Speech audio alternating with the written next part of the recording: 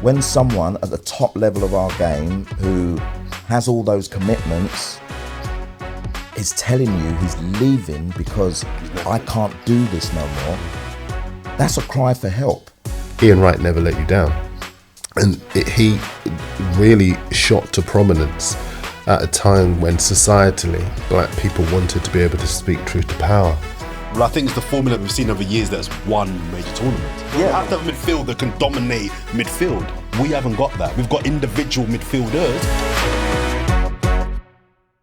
Hello and welcome to episode 13. Unlucky for some, you got to say that, it's customary, of the Whisper It Loudly podcast. I am Hugh Wilsoncroft, to my right, Troy Townsend, Jordan Jarrett Bryant, and of course, Darren Lewis.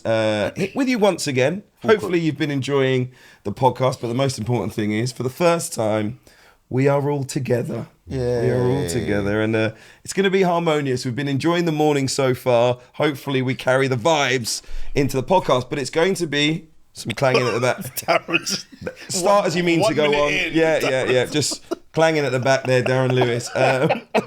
It's going to be sport heavy today, all right? It's going to be sport heavy because we've got to the end of the Premier League season. We've also had an incredible fight out in Riyadh, heavyweight undisputed champion Alexander Usyk. So we'll try and get to that as long as we've got time. We won't keep you too long because we have to dissect so much that's happened in the world of football. And we have to start with Manchester City. I'll call them the unfashionable Manchester City as well because they're the team everyone loves to hate. That's the reality of the situation.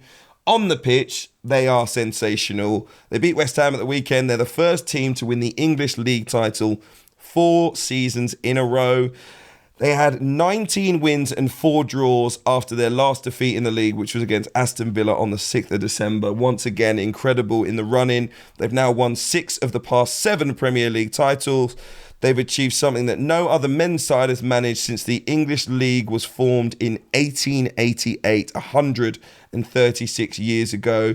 But we all know, 15 months ago, City were hit with 115 charges from the Premier League for alleged financial irregularity. They strongly deny that, of course. Earlier this season, we know Everton and Nottingham Forest were charged and deducted points after they breached profit and sustainability rules. But as yet, no update on when City's case will be heard. We'll come to the case and how what lens we view Manchester City through in a moment, but we have to start with purely the football, if that's fair. And I just wanted to ask if we think this Manchester City are the greatest side we have seen in our lifetime in English football. That's where we begin. Who wants to start? I'll start, because when you talk about greatest sides, I remember the Manchester United sides that had the Neville brothers, Gary Neville at fullback, Schmeichel in goal, Giggs on one side, Beckham on the other, Scholes and Keane in midfield, York and Cole up front. That was some side. Who was at centre half? You remember who was at centre half? Ronnie Johnson. Stam. Stam. They brought Stam in, didn't they? Dennis Irwin, was Stam still at the time that Dennis Irwin was there? I think that team was talking about Ronnie Johnson, wasn't he? Ronnie Johnson one was of the part two. of the squad. But regardless of who was at centre half, and they were still a fabulous team. Henningberg was there. And I think there's a lot of recency bias with City. They're an exceptional team. Yeah, but I kind of give the edge to that team. Even the Manchester United team that people forget about, that had Tevez, Rooney, Ronaldo, Vidic and Ferdinand at centre half. Did they have Van der Sar in goal? Mm-hmm. Do I remember rightly? I mean, that was some side. I think this might be the best coached team, the City side. Really, I think though what we're looking at is a dynasty. And that's what, rather than looking at the kind of individual team that we saw this season. No, when I said the greatest team that we've seen in the history, I'm basing that on the 4 in a row. Yeah, right? I'm not basing it on this season. season. Won 4 in a row. No, I know that. But I'm telling you now what I'm basing on, which is why I interrupted you so that you didn't go down a different road. When I say they're the greatest side that we've seen, what I mean is when people look back on the Liverpool in the 80s, they don't go that specific year. You're asking me, is this the greatest dynasty? The greatest. Yeah. And Manchester United in '99 was part of a dynasty, so that's why I didn't. I thought you were going down that road. Even with Manchester United in '99. People forget they were the first British side to win the Champions League in Premier League history. They were the first British English side to win the Champions League since English teams had been thrown out of Europe. And it was a hard thing to do. And they'd tried many times in the years before. Ferguson had broken up the United side that had actually been successful domestically and brought in these kids. And obviously, as Alan Hansen once said, you don't win anything with kids. But actually, he did eventually, because he persevered and he persevered. And I remember there was a fear that had they succeeded in trying to sign Alan Shearer, as they tried to in '96, that everyone else might as well pack up and go home. The thing about this current City side is that when you look at it, the individual talents, they're outstanding. And actually, what people don't think about is this. A lot of the players in that team, it wasn't as if City blew everyone out of the water to get them. You know, Spurs didn't want Kyle Walker. Chelsea didn't want Kevin De Bruyne. The goalkeeper, Otega, who finished the season with City, he came from Arminia Belfield on a free transfer. Akanji was offered to a lot of clubs in the Premier League who decided they didn't want him. Alvarez, West Ham could have signed him long before Manchester City did. Grealish, Spurs had the opportunity to sign him before he ever went to City, and they decided that he was too much money at around about £30 million. So the recruitment at City's been fantastic. But I think as far as Guardiola's concerned, the coaching has been first class, and the mentality that he's been able to establish is off the scale. I think that's something to focus on. You know, the achievements of last year, the treble of last year, very difficult to do it again. You have to have that mindset, attitude and determination to want to continue to go again, go again. That's why I applaud Arsenal and Liverpool, because they pushed them massively all the way. But ultimately, the same City from that run-in, like you said there, Hugh, has come and has blown everyone away, and they've won it by 2 points. We could look at Arsenal and say, well, you know, if you'd beaten Villa at home, but they didn't. So the determination and attitude and the mindset to go again. I mean, 6 in 7 is nothing to sniff at. And when you think about it, with the leaders that they used to have in this side, obviously they've made change over the years. Kevin De Bruyne didn't play as much this year. Haaland, you know, was struggling a little bit, particularly after his injury, and yet they've still dominated games. And up pops Phil Foden in positions that people have wanted to see him in, but Pep has handled his situation so well for me. And then to see Phil Foden scoring the opening 2 goals, you know, the first one is what I call the Phil Foden now. It's an unbelievable strike. It's the boy's got such a level head, and England need to look at the situation of what they do with Phil Foden rather than can we pigeonhole him in? You shouldn't be pigeonholing Phil Foden in 27 goals. Am I right? But Troy, lots of people say that he should look. He started nearly every game he's been available for Southgate, and the interesting thing about, yes, England should look at what they do, but it's not as if you move Foden to the left, he's going to be less effective, and you're going to have a hole in the number 10 in that role. Yeah, but you know who would be in the number 10 if you moved him out left? Bellingham. Yeah. You know, we have fantastic. If we didn't play Saka on the right, you know who'd be there? Palmer. We got fantastic talents in that offensive position, and I don't. There's now this big debate about, oh my goodness, it's going to be a real conundrum for Southgate. Come on, you know. I'd rather have the riches, wouldn't you? Absolutely, yeah. Absolutely. I remember when this England team had nothing like those talents in the front six, and now we've got players who would walk into those positions. So I think we're in a good shape as far as the Euros is concerned in terms of the front six. Just going back to Troy, is it the best though, in your opinion? Are they the best squad? This the best period of a team that you've seen in English football during your lifetime? Jeez. When you say my lifetime, you're making it quite large, that lifetime. Yes, yeah. I think it is. I agree with Darren, the Manchester Uniteds of the past and the Liverpools of the past, but for consistency levels, for the quality of the football, and I agree with that, they're the best coach team as well. Pep has got them down to a T, and I cannot understand people that say, bored of Man City. I cannot understand it. But I suppose there's different ways of viewing things. I would put the only caveat to that would, and I know you want to talk about it later, the reason why they're getting the disrespect, I believe, is because of the charges, the outstanding charges. And let's think about this. We're talking 6 in 7. If there's any element of those charges they're found guilty, they could be losing a couple of those titles. So we will come to that. I wanted to give Jordan a chance to respond to the first question. Then we'll move to that, and maybe if you want to talk about Foden too. Yeah, so on the question itself, I mean, I think if you look at stats, you look at numbers, the metrics that City, if you judge them by the different metrics, I think it's a fair shout to say that this dynasty is the greatest of any we've seen so far. The numbers are off the scale and they have been for many years. But as somebody that doesn't, I think there's been probably 3 clubs that have had dynasties in the last 40 years, 50 years. Liverpool, United, and now City. I don't think any other club is. Possibly. I wouldn't call that a dynasty. They had a period. I think a dynasty is. I wouldn't have called that a dynasty personally. They won a lot though. They won a lot. But you talk about the last 20 years, so I mean, it's not a dynasty. But I think with Chelsea, it was different because they really were. That had their tanks parked on the Lord, firing out £50 notes because they were. If someone had a player, they just blow everyone out of the water for that finance. Whereas United brought players through from the academy, established them in that first team, and those players went on to become Premier League legends. I think as far as City are concerned, you could say a similar thing. Foden, they identified him as a potential superstar at City when he was 8 years old. Rico Lewis has come through the academy as well. Oscar Bob, who scored a crucial goal against Newcastle, he came through the academy as well. So it's a mix as far as City are concerned. And I don't think it was the case that for some of these players, City blew everyone else out of the water. Other clubs had the chances to sign and didn't take it. To your point, though, I interrupted you and I apologise. You mentioned those big 3 dynasties. Where do they sit in your view? I was going to say, as a supporter of a team that isn't one of those 3 teams, I put the stats and the numbers to one side and I look at feelings, right?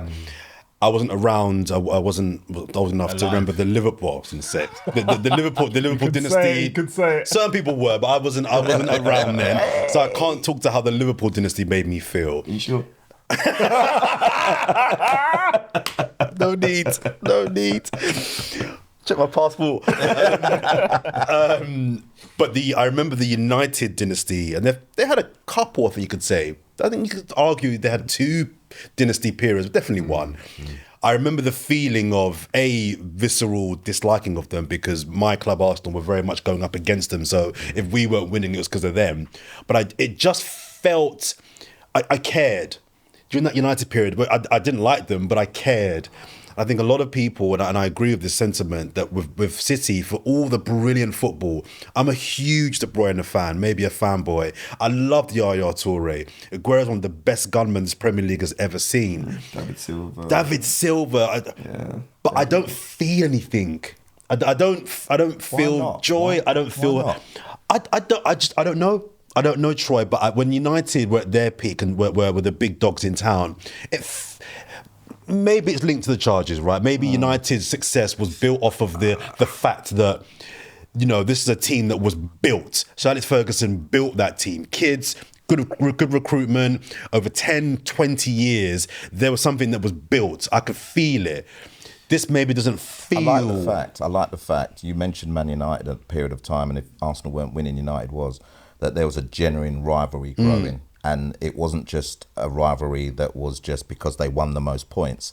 When they were on the field of play, like the rivalry was clear to see, the Roy Keane, Patrick Vieira, Sol Campbell, all those kind of things, Martin Keown, Ruud van Nistelrooy, rivalries came through. And I think it made the game so much more intense, which then meant the viewing spectacle was off the scale. Agree. I think City and Liverpool have created that in regards to the fact that those games, whether you support those teams or not, if you're a lover of football, you're invested in it massively. But I would challenge that. I think the quality of football between these 2 teams has been premium, no doubt. But there's been no other narrative in this lot. You mentioned during that United period, there were storylines, there were characters. I get it. There's no characters, there's no narratives with the City things have success. changed over a period of time, haven't they? And things have changed. As we know, it might be a football thing, but things have changed, and I do think that Sky, whoever it may be, have tried to build up games where the games are just not there. The Man United rivalry is not there anymore because Man United is so poor. But the Man City-Liverpool rivalry, yes, it's not going to be exactly the same, and I get it. There were storylines to almost everything. But this is a different kettle of fish. This is the intensity of the football. This is the narratives that are created because of great play and etc. etc. And I just think that this Man City team have created a whole different sphere, which hardly anyone can touch, by the way. I think one of the reasons that you talk about feelings, that I think a lot of fans do feel hollow regarding Manchester City, because they're in a false position, whether we like it or not. We can talk about the clubs that have had these dynasties and the years it took to create them, and you just spoke about the academy and what went into Manchester United, but, I always say this, and I say it a lot, because fans do want things quickly. That when clubs get them quickly, and they get them essentially because huge money has been piled in, football fans don't feel the same way about it. We can all sit there and respect. We love even the Luton story. We love the Luton story because it's real, it's organic. They were in a terrible position, a difficult position. The fans had to help them out. They've gone up the leagues. They've gone through the playoffs to make it into the Premier League. They've done it the hard way, the arduous way. We can respect that, even if they didn't stay in the Premier League. We can many ways, football fans love that. They love those stories because they're real.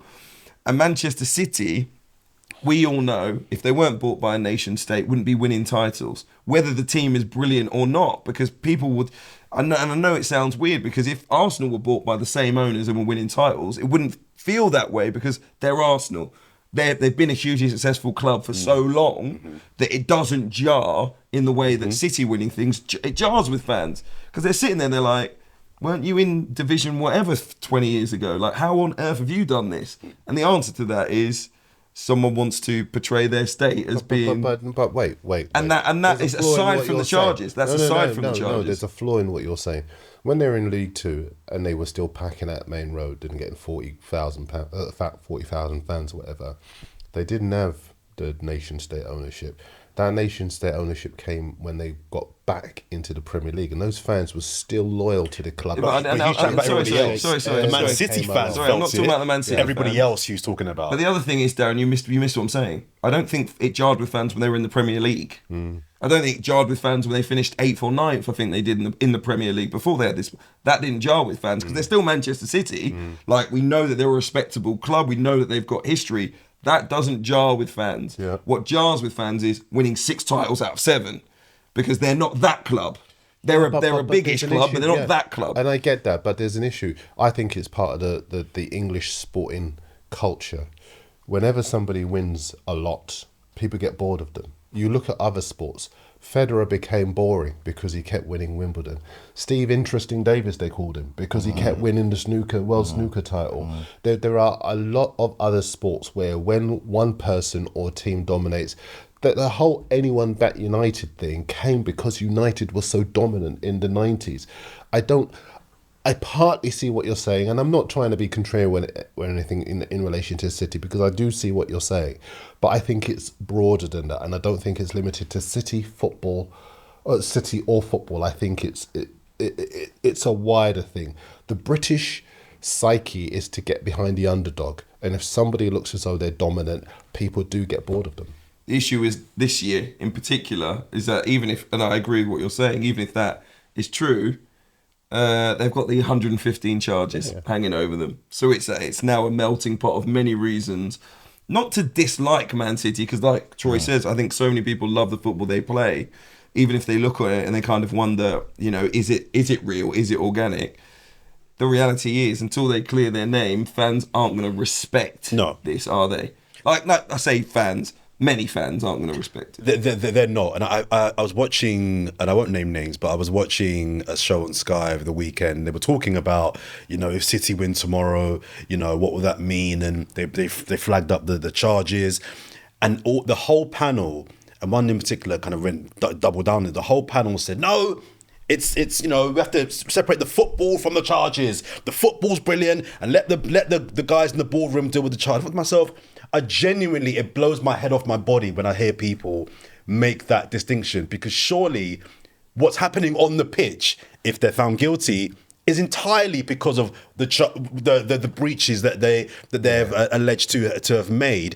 They wouldn't have been able to have accumulated those titles if they weren't able to break rules. So when people say we have to separate the football from the allegations, I'm like, well, You can't. You literally can't. No, Yeah, we have to point alleged out charges. that Well, the alleged. charges. You did say alleged. No, I did. Don't worry, guys. I'm on top of it. I'm on top of The it. charges aren't alleged. Yeah, the charges aren't The charges aren't. But they do deny it. they deny that. I mean, we have to I was say gonna that. get there, guys. He's on it. He's You on guys, it. you know we don't have lawyers. Now you know. This is how scared we are. Clearly, Every other word is there's alleged. no lawyer budget involved here, okay? I'm not Todd Bowley. There's no lawyer budget, To be honest, okay? even if there was a lawyer, Manchester but City we'd still be saying deny all charges. Let's be explicit about that. The point I'm making, though, just to kind of before I defer, is that when people make that statement, I don't want to be rude, but I'm like, are you thick? How can you say on one side it doesn't matter, but acknowledge that there are these allegations, not one or two as well, a lot surrounding them. So I'll tell you why some I people find think it weird. doesn't matter. Because they take the Manchester City name out of it and they look at the squad, they look at the spending from what they know on the outside. They go, well, Man United spent probably more money. Chelsea, and look how bad they are. Chelsea spent more money. Look how bad they are. So when you're seeing other clubs spending a similar amount, or at least from the outside we see spending a similar amount, they'll go, well, it doesn't matter. Because you all had the chance to be above Man City. You spent as much money and you couldn't do it. It's So such a good point. But those teams aren't being alleged to have broken spending rules. no, I know, but I'm just saying that I'm trying to answer the question as to why people feel like they can separate it because they see other clubs spending big money and they're not as good as Man City. The reason why that's such a good point is it's true. If you look around, all of us and everybody watching will have watched enough football over the years to see that a lot of clubs have had billionaire benefactors and have recruited badly.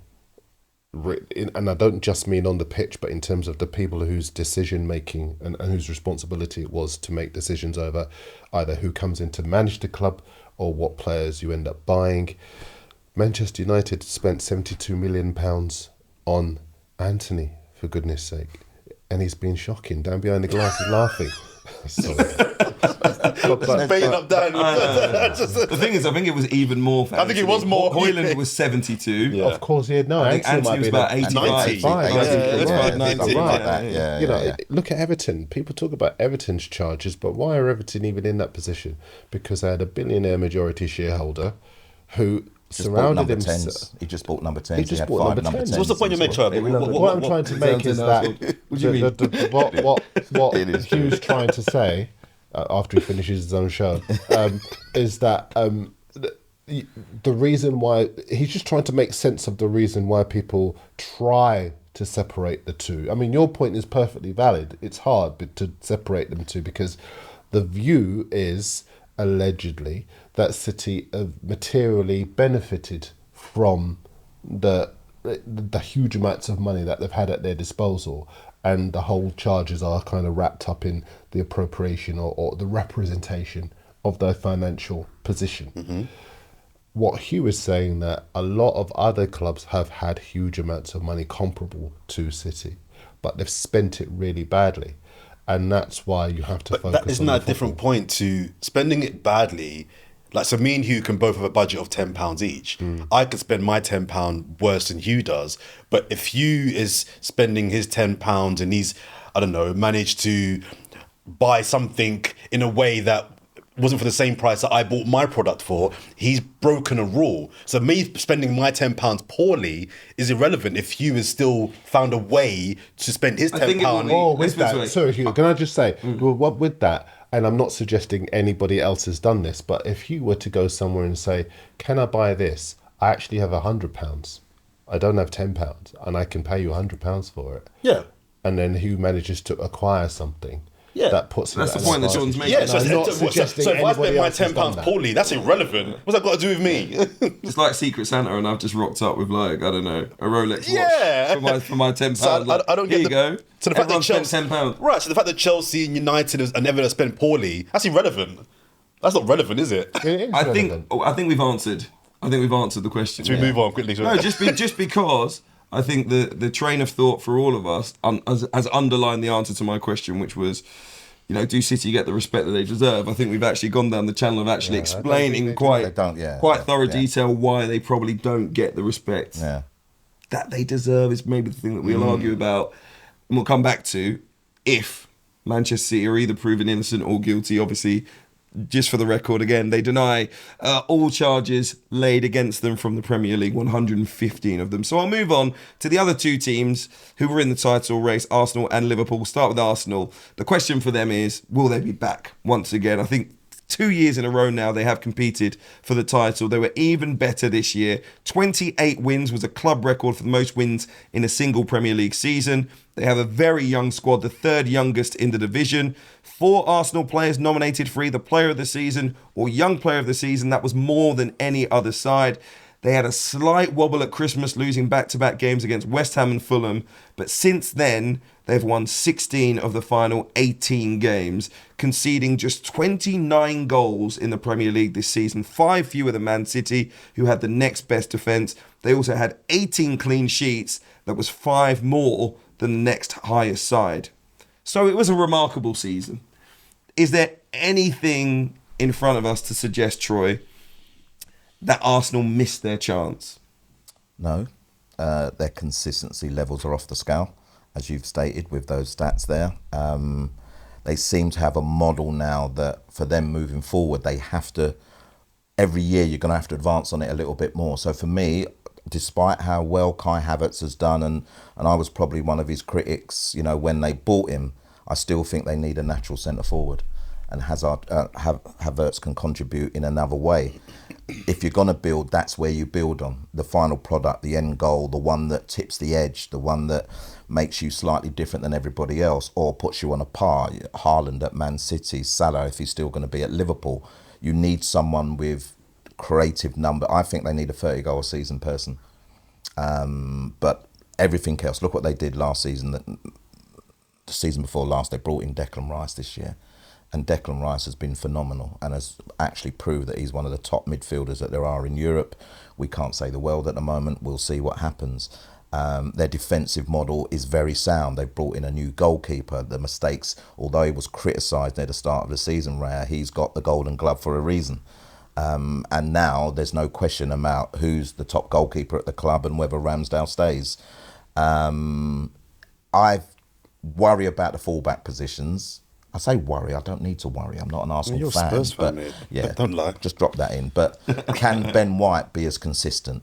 What's going to happen over the other side? So I think there's questions to be asked, but I think if they really are going to go that next level, and remember it was only 2 points, I think it's a centre forward that they naturally need. I think you've got to remember Timber, who played on the weekend, he's back. Yeah. So he'll be like a new signing and all that stuff. So he can play left and right back. So I think in the fullback area we're fine. I actually wasn't sold on Ben White completely when he came in. But he's done. I think he's put in 2 seasons now where he's proven consistency. He's the guy. Yeah. So I don't have any concerns about him. I don't necessarily think Arsenal need to sign a 30-goal a season striker. I think Arsenal need to sign a striker that is what I would call a game changer striker, someone that can, in those games, it might not have been necessarily a striker, but a player that I said about a month ago or two, or maybe on this pod, that I thought the difference between Arsenal, City and Liverpool is that City and Liverpool have match winners, right? They could be not playing that well, but De Bruyne does a mad thing. It's 1-1. Your match winner, normally, your match, sorry Jordan to cut across, but your match winner normally is the guy that provides you with a consistent amount of goals. Not necessarily. I think if you, so for example, if you drop in someone like an Eze into the Arsenal team, he won't get you 30 goals, but he might get you 10 to 12 goals, and those 10 to 12 goals could be in games where you're not playing well, but he beats 2 players, puts it top. I'm just giving a profile of player that I think can do something. We are a very good team. I don't think we've got a guy that can we're not playing well. Oh, wow, it's 1-1 now. Let me add one more point to the case. Sorry, Dan, one more point. You fouled in Europe as far as I'm concerned. And you fouled because you didn't have enough to go to the next level. And that was against what I class as a very poor Bayern Munich side. I don't agree. I think we didn't progress in Europe because this team isn't ready for the latter part of the Champions League. They're not ready. Buy yourself a centre forward that puts goals in when there's not when opportunities are at a premium.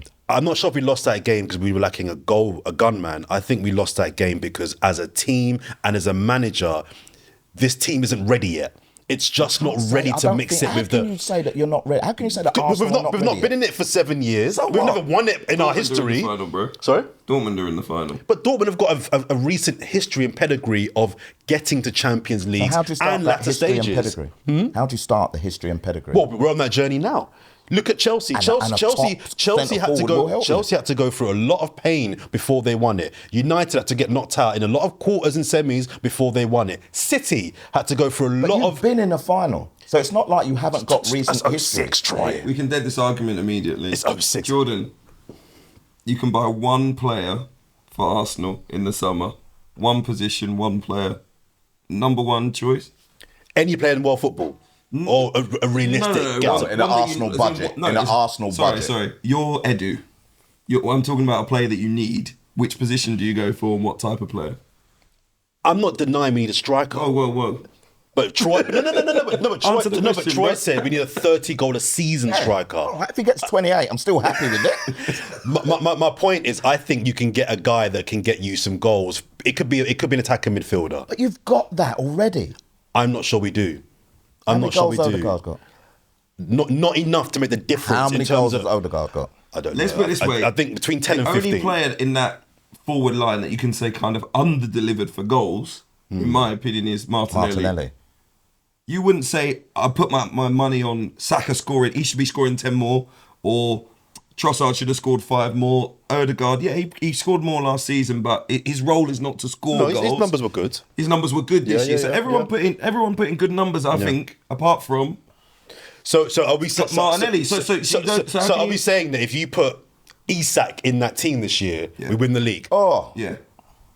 you got a very good chance. We had a good chance this year without him. But you're That's what I saying, mean. you're saying the difference The is the difference striker. is So I a just want to be clear. striker. You're actually agreeing to my point. I am agreeing that we need a striker. I am agreeing, but I think it's the 30-goal a season striker thing that. 25 to 30. Would you take Ivan Toney? If you had Toney, would you have won the league, do you think? Because Tony's not a Champions League bagsman. We've never seen that before. He all right, I think everyone's opinions changed slightly after he's come back from his ban because he hasn't been on top form. I think But that's obviously he had a long period out. So. Would I take him? No, but would we won the league with him? Probably. I think what's more important, I know Darren wants to come in here, I just think Arsenal have to identify game changers. And I don't think that game changer necessarily has to be a striker. I think it could be an attacking player that can change a game. This is the Kai Havertz effect. This is the Kai Havertz effect because everyone's buzzing on Kai. He's not a natural number 9. He's had an effect on the team. He's played well. I'm So not buzzing a on striker. I never said that. I never said He's got that. 15 goals from centre. He's got 15 goals since he's been moved to the 9-ish. But who's a 30 man? Again, we're talking like there's 30. Maybe. Osman. Maybe. I don't know if it's definitive. You put Osman in his team, Arsenal this year beat Bayern Munich. Maybe. I think Isaac is an unbelievable call. I know that there's rumours. He's not like a number 9. He glides into areas that people don't like. You could say that's the same as Havertz, but actually he's the kind of guy that will hit those numbers. He will hit those numbers. I don't think you'd get him on the cheap, but if you're going to go... More than likely, If you go for someone, personally, someone that knows the league as well... Good age. Yeah. I think if you look at the Arsenal team, the top scorers across all competitions are your wingers. Trossard's got 11 goals and Saka's got 11 goals. Mm-hmm. No one scored more goals across all competitions. And yes, you're saying that you do... He's got more than 11. Trossard's got more total. Scored 16 his last... in total. Across all competitions. I don't know if that's the case. I'll find out. I thought we had more than 11. The fact is that if you do add a 20, 25 goal a season, even 30 goal a season player, then you've got somebody who can take the many chances that Arsenal create. And Arsenal create a lot of chances in games that they don't always take. I think as far as Newcastle are concerned, they actually were very disappointing. And to be fair to them, they had a lot of injuries this season. But Isak still scored 20 goals. True. No, I think if you take Isak out of that side and put them in a defensively stable side like Arsenal, he is filling his boots. And if you think about City won the league, they didn't have the best defence, but they outgunned Arsenal up front. I think they scored 91 goals. Arsenal scored 86 goals. No, I think they got one more goal than us in the end. No, that's not true. I think they got at least. Can't say that's not true and then say I think. You All need right, to then. be Well, nailed he's going to with your check it. He's opinion. going to check it I while we're thought by talking. the end they got but one I more think goal they than got us. 5. No, I think it was around about 5. So 5 Trossard, goals. to confirm, got 17 Yeah, in all put the competitions. 17. So it was in the Premier League then that he got the 11 goals. Yeah. Yeah. And Manchester City scored 96 goals. Right.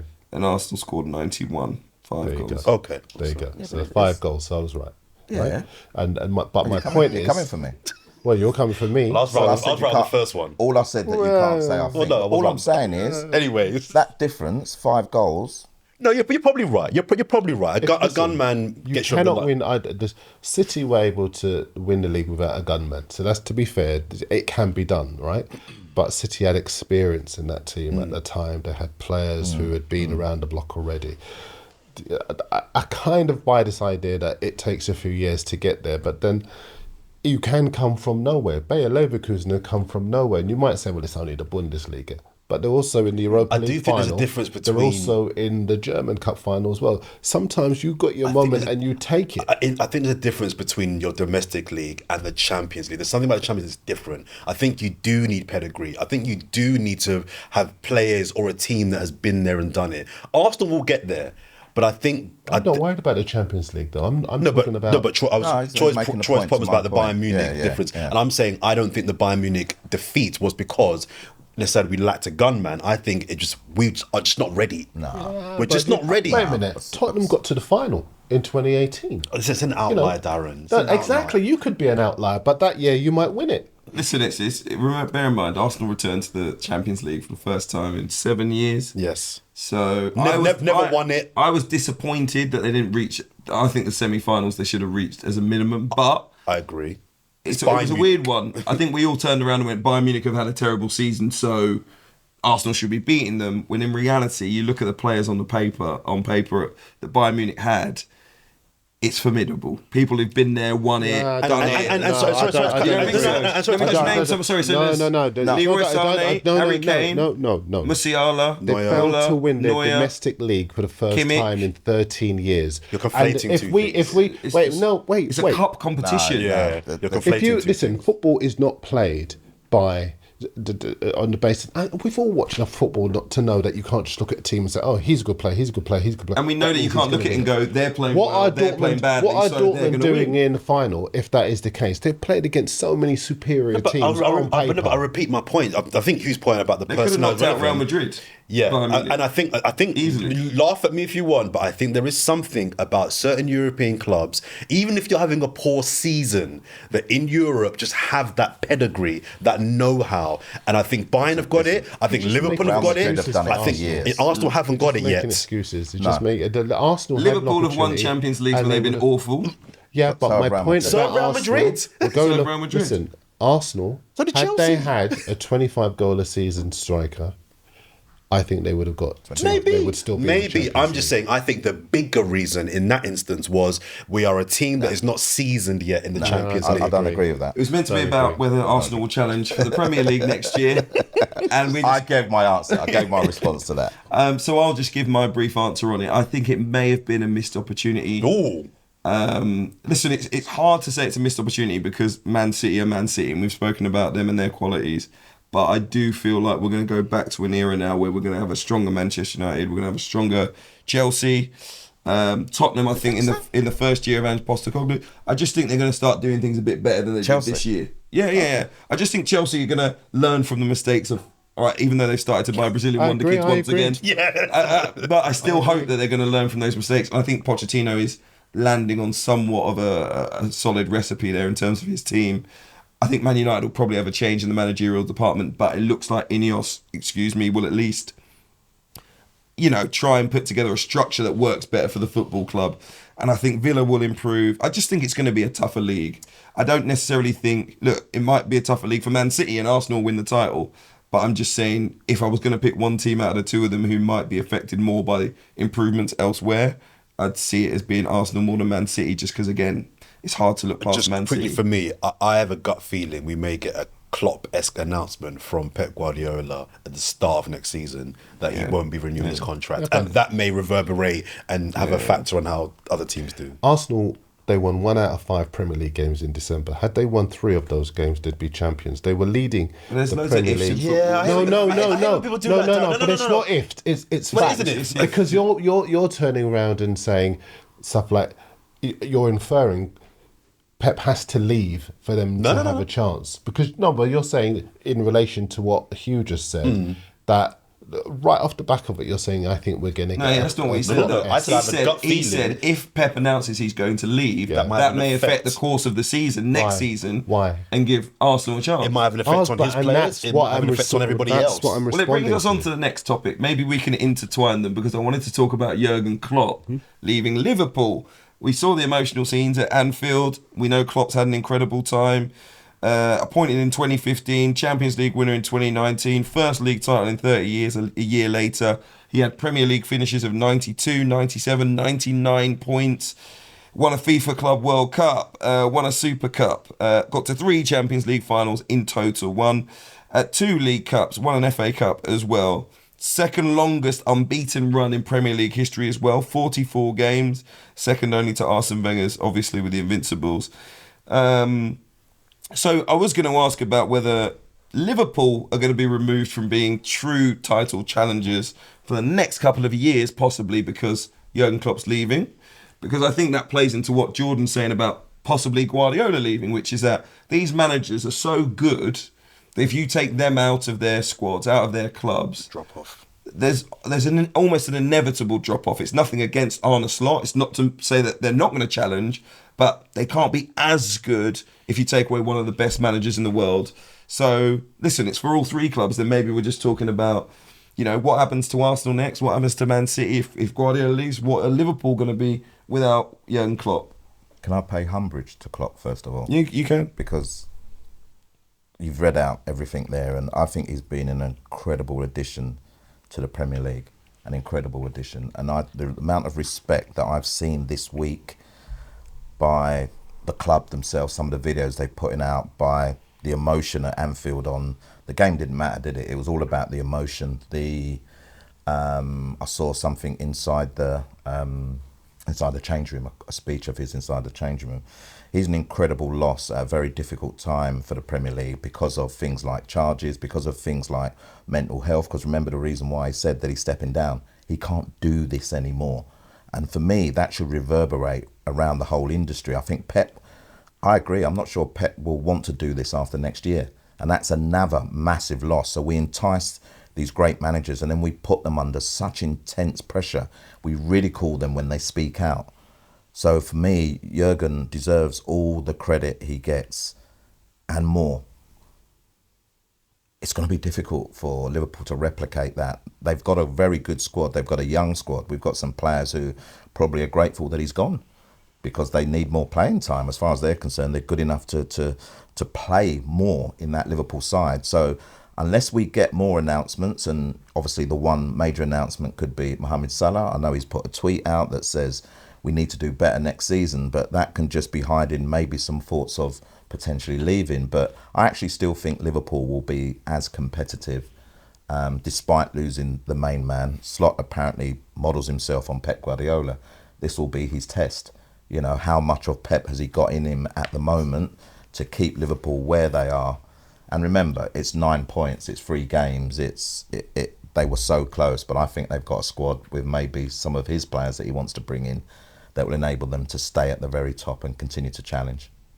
Troy, do you think, I'm quite struck by what you said about the mental health thing. Do you think enough people understand No. that element? And why? No, Why do you because think that? Remember, they get paid a lot of money. They should be able to accept it. Then accept the pressure of the game, accept playing on Wednesday and Thursday or Saturday morning. Do you know what I mean? Stop moaning, get on with it. You know, you get all the money in the world. You know, think about us kind of thing. All the money doesn't stop someone from actually breaking down. We don't know what happens behind the scenes. And Klopp seems a very emotional individual as well, doesn't he? So we don't know what happens behind the scenes on a pressure day, on a Liverpool versus Man City, on a Liverpool v Arsenal needing to win. You know what I mean? Those pressure environments. And I think the whole game needs to respect mental health a lot more. But actually, whilst we have our weekends or weeks and what, I just don't think we put play enough, particularly to managers as well. So let me ask Troy, so with what you've just said, what can the Premier League, what can the authorities do to ensure that the mental health and the well-being of managers and players, but let's stick to managers for now, can be improved? And I ask that because he has to do 2 press conferences a week. There's no getting away from that. He has to... Yeah, I get what you mean. I understand what you mean. But let's take, for example, and this is not using Liverpool as an example, this is using Tottenham and Newcastle as an example. Mm-hmm. Spurs won at Sheffield United, on Sunday. I guarantee they went straight to the airport to go and play this pointless game out in Australia against Newcastle. Mm-hmm. Now, I'm not being funny. That means you can't switch off. Mm-hmm. The end of the season is supposed to be, let me put my feet up for a week or so. I know the plans are the club wants to take us to X, Y, and Z, but I need some time. Mm-hmm. Not only that, half of them are going to international tournaments under incredible pressure. I haven't even mentioned that yet, so thanks for jumping in there, Hugh. But for a manager's point of view, you don't switch off because he's going home, Angie's going home. Press conference, like I said, the enormity of him now being a Premier League manager, which comes with enormous amount of public profile. Like, no one cares. And I know it's a money spinner and whatever else, but no one cares. I get the press interviews. Yes, you have to do those. I get sometimes maybe the pressure could be taken by the number 2. Well, I was thinking actually, I know that in other countries, I think in Italy, is it Italy? Maybe Spain, the managers don't do all the press junkets. I think is it Italy? I think it's in Serie A. Maybe it's Holland actually. Anyway, one of the other major European footballing nations, the manager doesn't do all the outwardly facing press engagements. Now that may just reduce their workload a little bit, but it reduces it. Do you know what I mean? You're not doing 3 a week. Plus, people don't understand, and listeners and viewers watching this now that aren't part of the media, there's a lot of in-house media duties as well that big clubs like Liverpool, United, Spurs, Arsenal have to do as well. Commercial deals, that is tiring. So I'm asking the question because I'm genuinely trying to think, where can they save? Do you know what I mean? Let's take that off your plate. Take that off your plate. I think the problem is, I was out in Malaysia with Liverpool, 4-team tournament. I think it was 2016, 17, I want to say, one of those years. And there were only 4 journalists from the national press out there, but we asked Liverpool if we could have what we call a dailies, so just a 5-10 minutes with Jurgen, so we could ask him a few questions for the print media. And they said, well, we'll try. But what they said, the press officer guy at the time, he's got 55 other media commitments to do. Mm-hmm. And that was just in the space of a few days.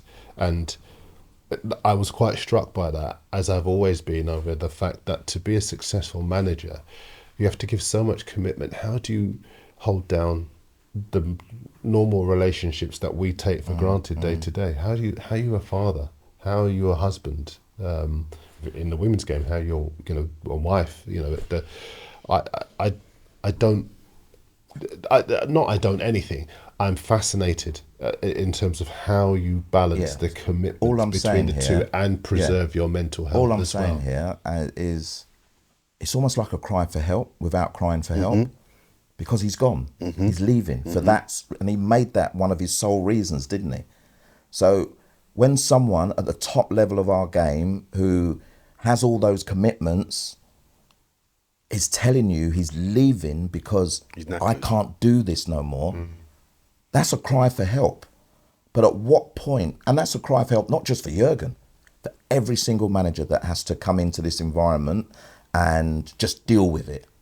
That's the attitude, isn't it? Just deal with it. But isn't the nature of the job that you do have to deal with it? Because it's an all-consuming job. So it's not as if somebody can come along and... Darren, I get it. I'm not even disputing that. I'm just saying that cry for help should be heard a lot deeper and a lot more, and actually gather the managers, if that's so, together and say what... Because the only time they're going to listen is when another one has a heart attack, or another one is failing a little, he's walked away from the game because of the pressures. But to be fair, this is a conversation that has been had before. I remember it may have been Sam Allardyce who was on a treadmill and he was being, he had all of the wires and whatever else, because there had been that concern that managers were under so much stress, particularly the ones in the relegation dogfights, that it was having a negative effect on their health. And there was the LMA introduced a series, the League Managers Association introduced a series of tests, and they had a very public conversation about what they could do better. It's an interesting point, and the only thing that I would say is I spoke to a few managers recently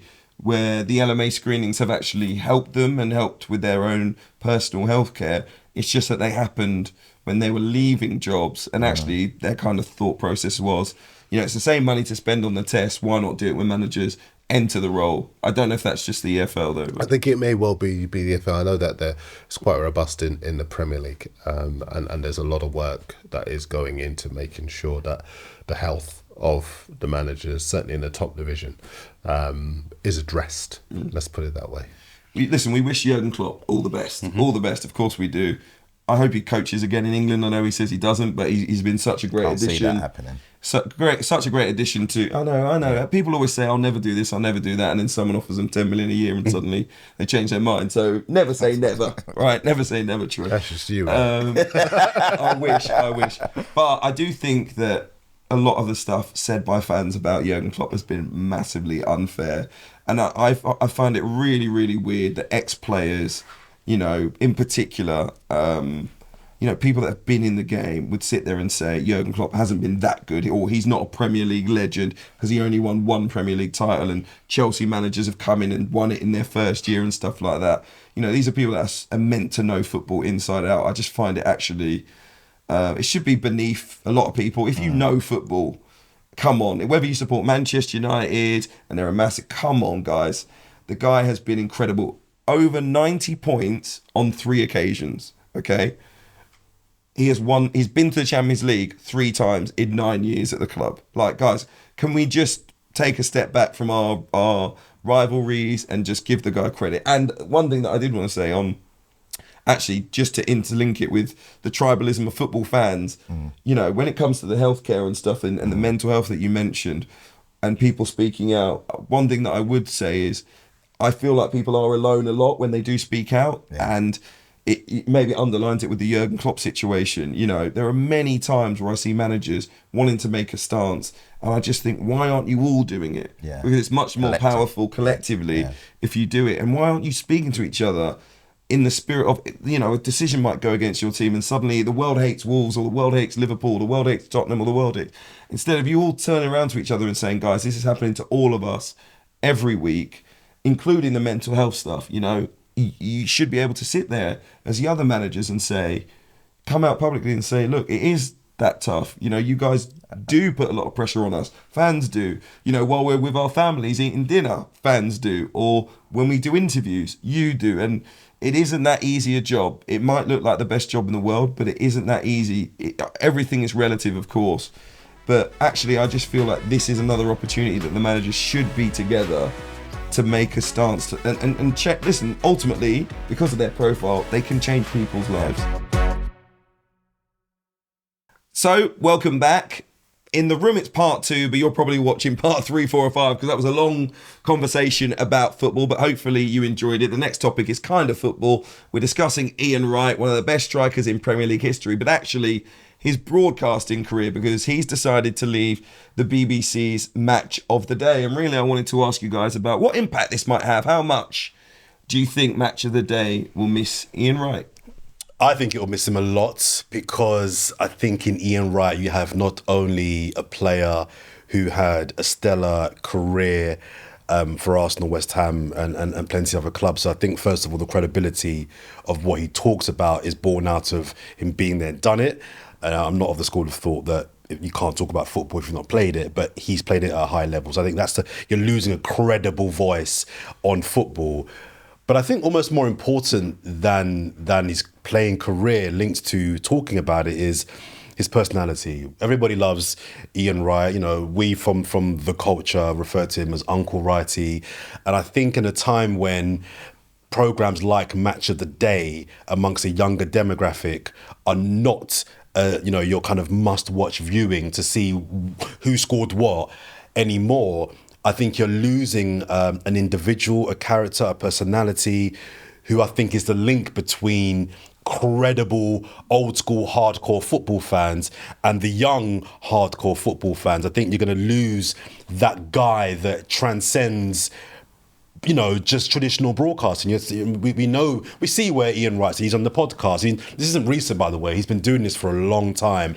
Really kept his finger on the pulse of what women in football care about, young people in football care about, black people in football care about. And I think in fact, I know there isn't anybody else that I can see on TV or radio that I think ticks those boxes. So to lose an asset, and I will call him an asset, from an institution like Match of the Day, I think it's a massive blow. Can I just say, probably, from a broadcasting perspective, the thing that makes Ian Wright really unique is that he is unbreakable, he's unmoldable by the broadcasters that he's worked for. And that, people don't understand how difficult that is. When you go and work for a big company and they say, we want you to be X, you need to deliver the X, you need to speak like this or be like this. It might not be explicit, but they might just talk about the tone of the show. It's things like that where that you actually go, okay, I need to be a little bit like this. And actually Wrighty's worked for many companies has always been Ian Wright. I dress how I want to, I sound how I want to, I'll laugh, I'll enjoy myself, I will bring to this party all of me instead of you telling me how to behave. He's actually done, sorry to cut you, but he's actually done more. He's done the opposite. Not only has he not been infected by traditional broadcasting, he's infected everybody else with language, with dress code, with cultural references. There was a video going around about a year ago where they in the Match of the Day back office watching the games, and Gary Lineker's got curry goat and rice. I think Micah Richards had some stew chicken. So he's actually not only keeping hold of who he is, he's imparting him on everybody else. And that is really, really difficult. So I think you're totally right in that he hasn't lost who he is to maintain that particular status. I think that's the lesson for the younger footballers coming into it. I think there are a lot of people in football who think, I'll try broadcasting, I'll be good at it. And there are good talkers in the game. But it's not just about being a good talker to get to the level that Ian Wright is at. And I think this is the thing. I don't think those guys lack personality. Some of the new guys coming out of the game, I don't think they lack personality. I don't think they lack charisma.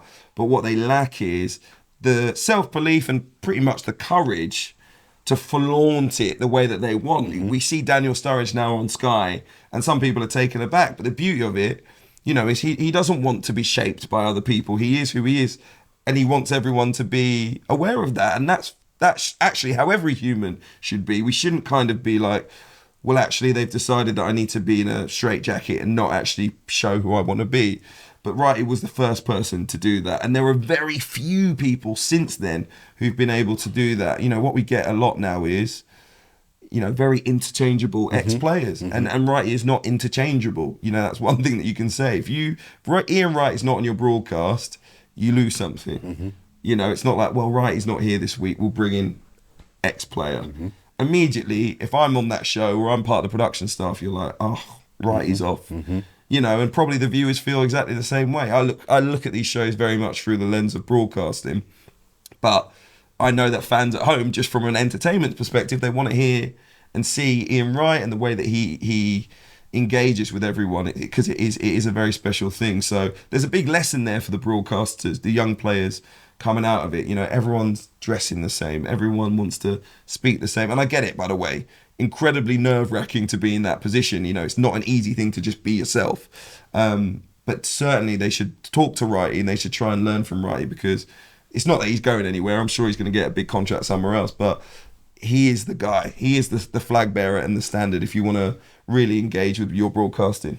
I think we've got to realise, and you've both hit the nail, but in this industry, in many industries, particularly when you're black, let's just say it as it is, you've got to have an incredibly strong backbone. Incredibly strong. Then you have to remain authentic to who you are, the person that people have, if it's an ex-player, witnessed on the field of play, witnessed in their interviews, that they can actually still be themselves. And I think that's the big thing that Wrighty has brought to the table, whilst obviously having to deal with the fact, because many won't know that, Darren, you might, he used to have a Friday night show, didn't he? He did. Friday Night's All Right. Friday Night's All Right. And I sat down at every moment to watch that, because it was someone who he had it. He had it, and I wanted to kind of look and feel, I wonder if I could have it as well, you know? And then the show was no longer, your Friday nights changed. It was different. It was like you didn't witness or see people that look like you, sounded like you, and had the swagger that you wanted to have as well. So him leaving is a massive, will leave a massive hole for the BBC. He's done his turn. The videos going around of when he first went on Match of the Day, and that young looking suave guy, and you just think it was a big thing for him. And there'll be people now that have witnessed what happened on Sunday, and seeing his emotion behind leaving will go, I want to be the next Ian Wright, you know. And that's what your legacy is about. Your legacy is about leaving people that want to walk in your shoes, and actually, like, don't stop being who you are to get there. Continue to be that person, continue to speak in the way. And that's why, like you've mentioned there, Hugh, Daniel Sturridge is a breath of fresh air, because he just wants to be him. And Joy, before Darren comes in, I think it's very difficult to be cool at 60, but the way that he dresses, he's really aged really well. What? For the record, You're lucky now. I was pulling back my hand right For the audio through you. listeners there, there are two he reminded me I'm sitting Wait, next to one. There's 2 things to point out. A, I am nowhere near 60, and B, my lawyers are watching it. I was just going to say the way that he dresses. The way he dresses and carries himself, the hats he wears, the funky clothes, it doesn't look cringe. It doesn't look cringe. I think another person of his age could wear what he wears and it looks like a try-hard, but he makes it look cool.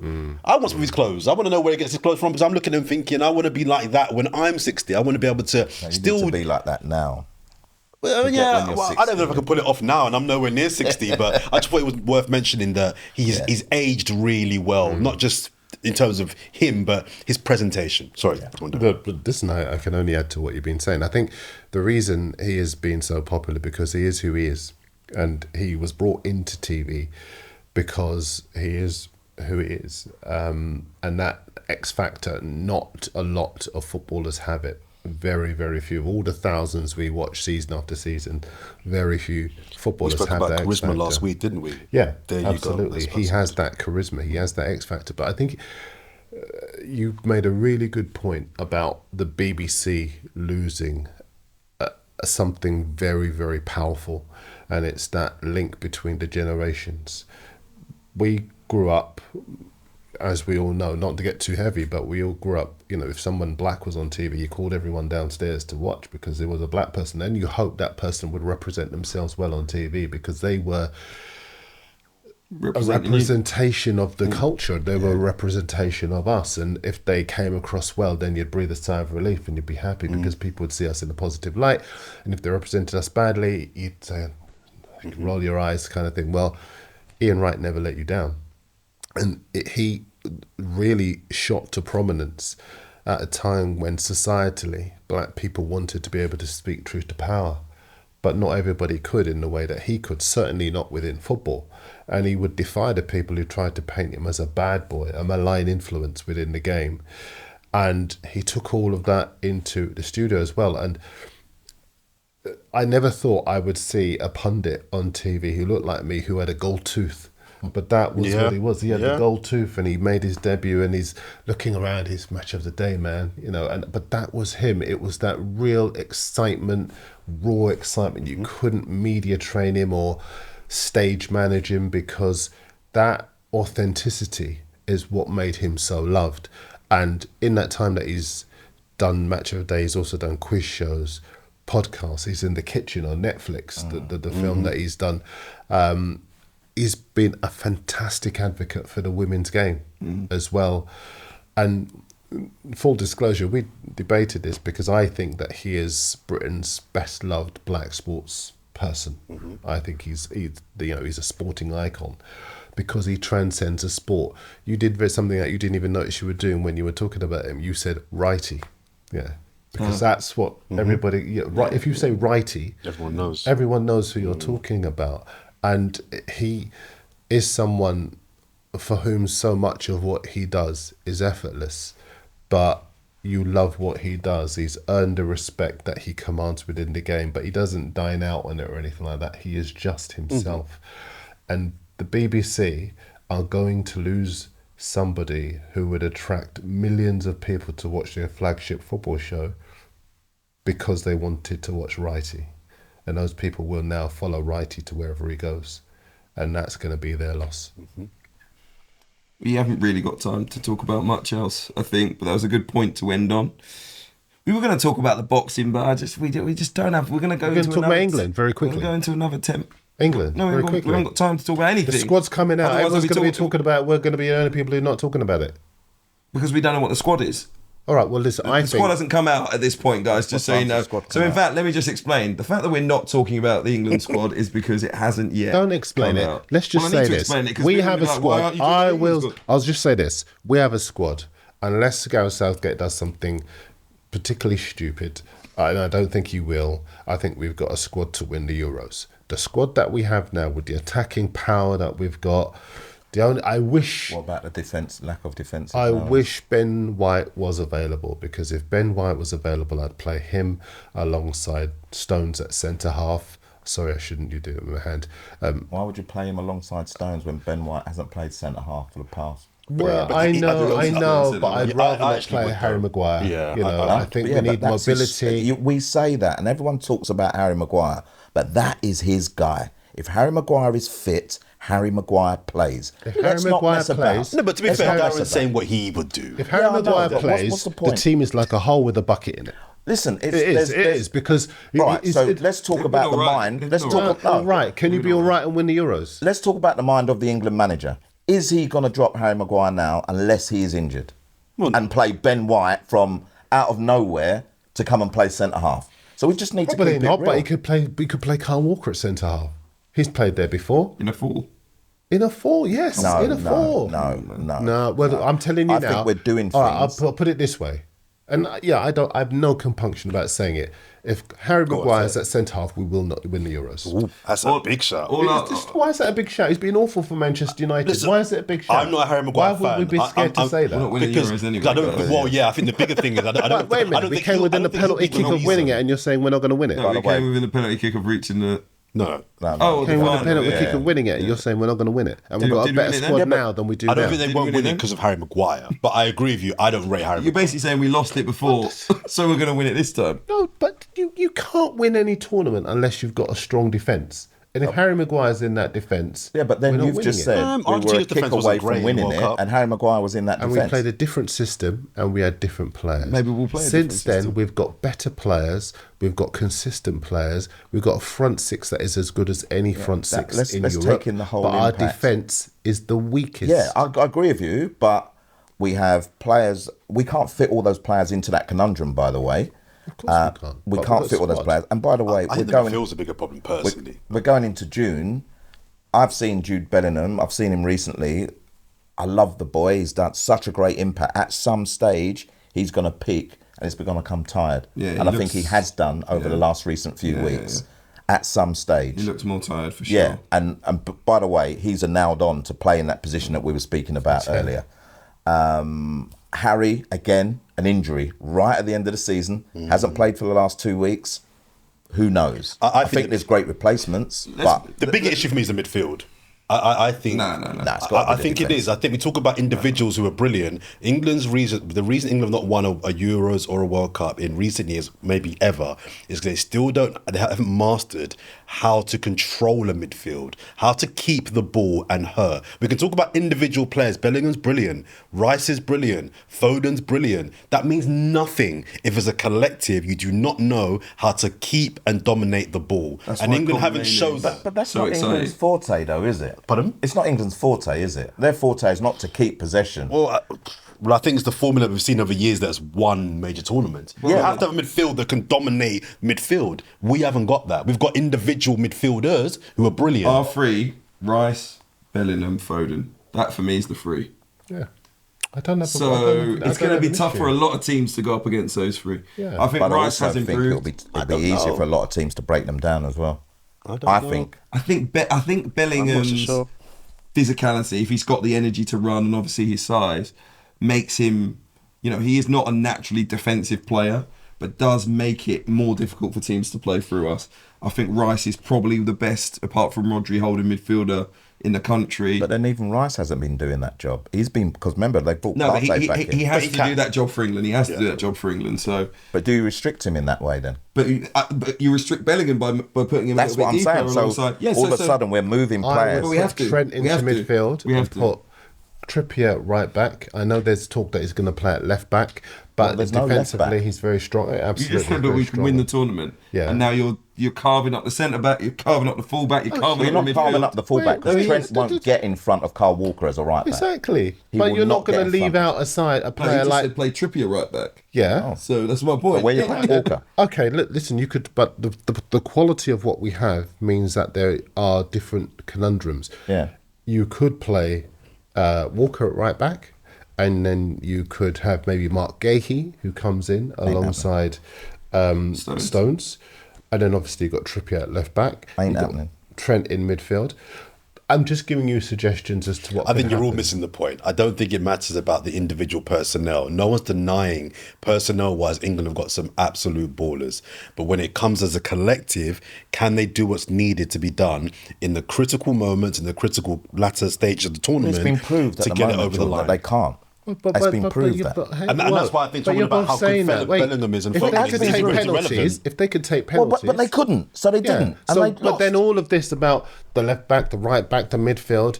That's Jordan's thing. Exactly. No, that's because your they thing. came You're the with one a saying you penalty. would play him at right, but I'm saying. No, but you just said the I'm saying, I'm midfield. not questioning. Have we finished, or I'm is not it questioning the extra quality of the players. No, we're still- the podcast I'm questioning whether England can bring those quality players together to in midfield they can. dominate games. Well, we've not seen it ever. So you say we can. We've never We've seen seen it. it. Well, when we have have. we ever seen England's When we midfield got to the final. dominate? Not through dominating. Yeah, but midfield. not worst no example. team. That is- dominates. that is the No, worst it's not. example. That's the worst No, it's example. not. Because Listen, our midfield all got of- dominated No, in the game. no, That's no, literally no. what I'm talking No, about. you're Chose missing their the worst point. They lost You're that missing game the because point. they didn't dominate the game in the midfield. Sorry. You're missing the point. The fact is, no team dominates everybody all the way to a final of a major tournament. You don't need to. You don't need But I said to. earlier on, in the crucial moments, in the crucial games, a la quarters, semis, finals, when you're playing Italy, when you're playing Spain, when you're playing Germany, Croatia. you need Croatia. You need to have the midfield that know how to. We're keeping the ball. We haven't got to score. We're be keeping honest, the ball. Going to it's got probe. England haven't shown. Darren, Not that it's they got a can't good do point. that. Got They've to a not shown. final and came within a penalty kick of winning the tournament. So all of what you're saying That is doesn't moot. guarantee success, does it? That doesn't guarantee that But the next fact time you're is going to they come and got do the to same. It doesn't. Yeah. You're absolutely right. But I think we've got a better England squad now than So we do did I. then. So do I. We're going to talk They about have the no We Euros. lack Sorry. defensively. We're going to talk about the Euros when we get to the Euros, which is actually why it wasn't on the items. But the to squad is discuss being today. announced, so- For the boxing fans who stayed from the Let's not talk first about the minute Euros. when I Let's talk said we're about going to talk about last boxing, week. all the way to the end of the podcast, thinking we were going to talk about boxing. Then I said we What do didn't you have the think? time Let to us talk know. about boxing, and then we spoke about England for 10 minutes, having said there was no more time left. I can only apologise. I did want to talk you. about John Fury, but I hey, let's mean, leave it. Let's leave Darren it. Lewis I think is we on should one talk today. also- We're not talking about that is it. Thank you very much for listening to the podcast. We don't know when we'll be back, but we'll try and be back for at least one podcast just ahead of the start of the Euro. So stay tuned for that, which means make sure you don't miss an episode by subscribing. Make sure you share, like, all of that stuff. Thank you for following us on social media. If you want to see some of the short clips in advance, you'll catch us there on TikTok, Instagram, and X as well. And we will see you very soon. Take care.